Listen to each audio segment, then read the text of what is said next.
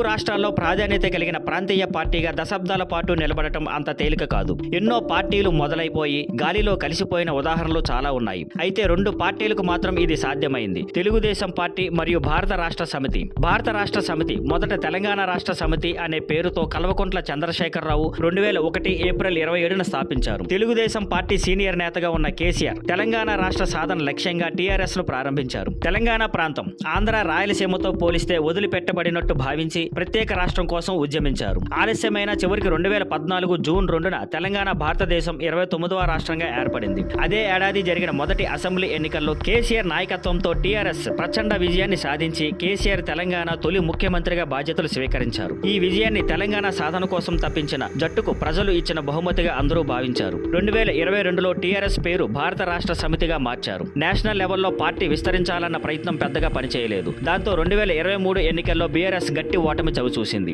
ఓటమి తర్వాత కేసీఆర్ ఎక్కువగా తన ఫామ్ హౌస్ కే పరిమితమయ్యారు. పార్టీ ముఖ చిత్రంగా కుమారుడు కేటీఆర్ ముందుకు వచ్చారు. ఈ రోజు బీఆర్ఎస్ 25 సంవత్సరాల జర్నీని పురస్కరించుకొని కేటీఆర్ సమక్షంలో పెద్ద ఈవెంట్ జరుగుతోంది. ఈ కార్యక్రమం ద్వారా కేసీఆర్ మళ్లీ పార్టీ క్యాడర్ తో నేరుగా మాట్లాడబోతున్నారు. ఆయన ఏం అనుకుంటున్నారు అన్న దానిపై బీఆర్ఎస్ ఇప్పుడు 2028 ఎన్నికల కోసం సిద్ధమవుతుంది. అయితే రేవంత్ రెడ్డి లాంటి అగ్రెసివ్ నాయకుడిని ఎదుర్కోవడం తేలిక కాదు. మరో ముఖ్యమైన విషయం, కేసీఆర్ నుంచి కేటీఆర్ కు నాయకత్వ బదిలీ సాఫీగా జరగాలి. అప్పుడే బీఆర్ఎస్ మళ్లీ తెలంగాణ రాజకీయాల్లో బలంగా నిలబడగలదు.